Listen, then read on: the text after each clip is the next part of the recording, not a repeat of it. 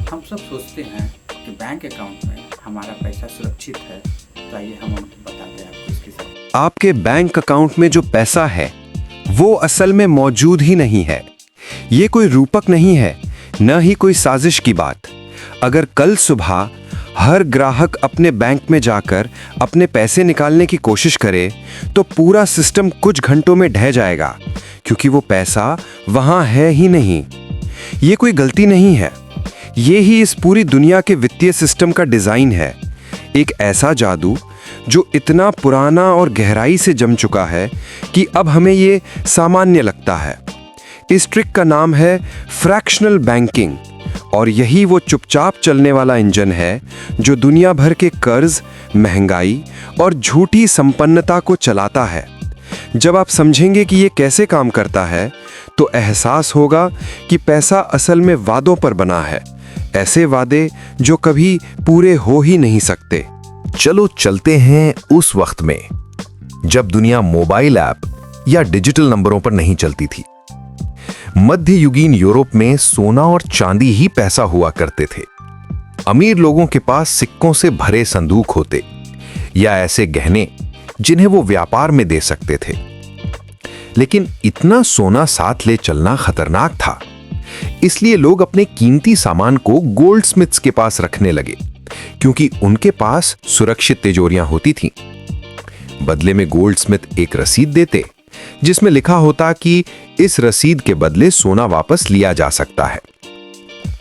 धीरे धीरे लोगों ने महसूस किया कि असल सोना ले जाने की बजाय वो रसीद ही चल सकती है, क्योंकि वो रसीद भी उतनी ही कीमत दर्शाती थी और बहुत हल्की थी। यहीं से शुरू हुआ असली खेल। गोल्डस्मिथ यही चाल धीरे धीरे बैंकिंग सिस्टम बन गई। 17वीं सदी तक सरकारें खुद इसमें शामिल हो गई। 1694 में बैंक ऑफ इंग्लैंड की स्थापना हुई, जनता की मदद के लिए नहीं बल्कि कर्ज में डूबी सरकार को बचाने के लिए। इस बैंक ने सरकार को जितना पैसा था उससे कई गुना ज्यादा उधार दिया और बदले में ब्याज मांगा। वो कर्ज जनता के टैक्स से चुकाया गया।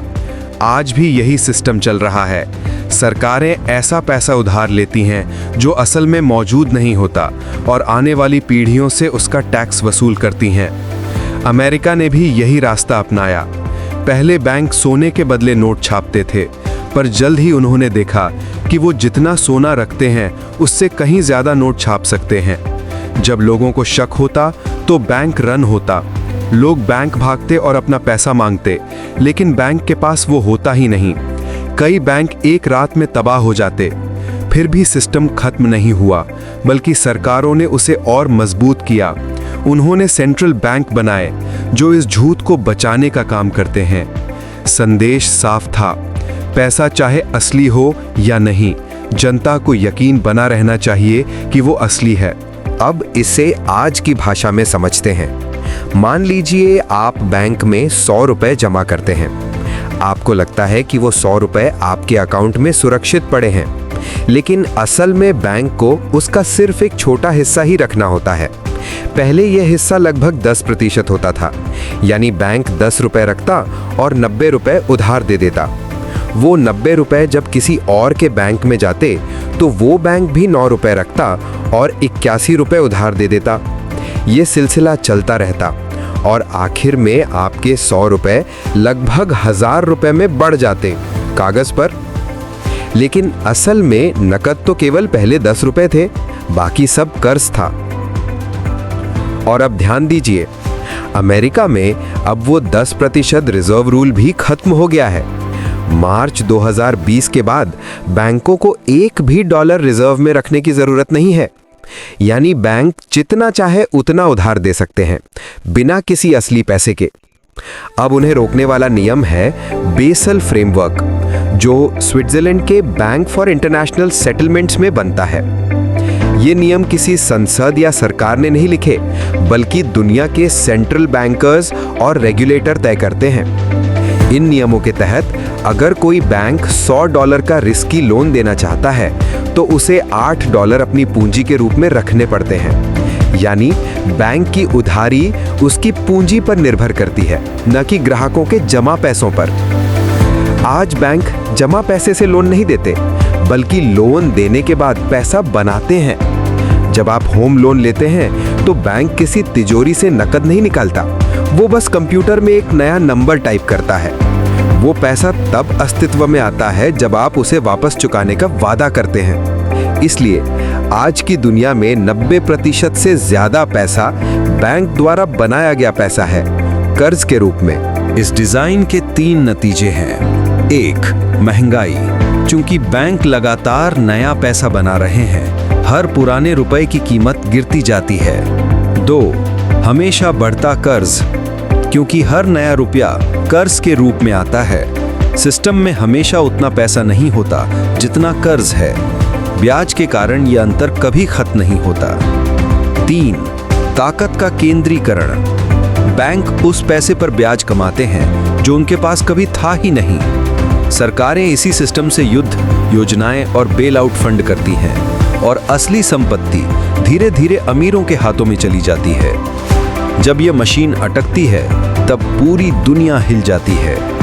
1929 की ग्रेट डिप्रेशन या 2008 की ग्लोबल फाइनेंशियल क्राइसिस, दोनों की जड़ यही फ्रैक्शनल बैंकिंग थी। जब भरोसा टूटा, लोगों ने पैसा मांगा और बैंक खाली निकले। हर बार सरकार ने इस झूठ को बचाने के लिए ट्रिलियनों डॉलर सिस्टम में डाले, क्योंकि अगर ये झूठ टूट गया तो पूरी अर्थव्यवस्था ठप हो जाएगी। आज अमेरिका, यूरोप, ब्रिटेन, ऑस्ट्रेलिया सभी जगह रिजर्व रूल्स सिर्फ नाम के रह गए हैं। बाकी सिस्टम अब बेसल के नियमों पर चलता है। भारत, चीन, ब्राजील जैसे देशों में अभी रिजर्व रेशियो लागू है, पर वहां भी बेसल की पकड़ मजबूत होती जा रही है। यानी चाहे आप कहीं भी हों, पैसे पर असली नियंत्रण अब बेसल स्विट्जरलैंड में बैठे कुछ लोगों के हाथ में है। अब सच्चाई सुनिए, अगर कल हर आदमी अपना कर्ज चुका दे तो सिस्टम ढह जाएगा, क्योंकि जब कर्ज चुकाया जाता है तो वो बनाया हुआ पैसा गायब हो जाता है। आपका उधार इस सिस्टम का ईंधन है। जब तक आप कर्ज लेते रहेंगे, ये मशीन चलती रहेगी। तो इसका मतलब क्या हुआ? पहला, पैसा असली संपत्ति नहीं है। असली संपत्ति है जमीन, ज्ञान, कौशल और संसाधन। दूसरा, कर्ज न्यूट्रल नहीं है। ये एक ऐसा जाल है जिसमें आप जितना संघर्ष करते हैं उतना गहराते जाते हैं। तीसरा, महंगाई कोई हादसा नहीं, डिजाइन है।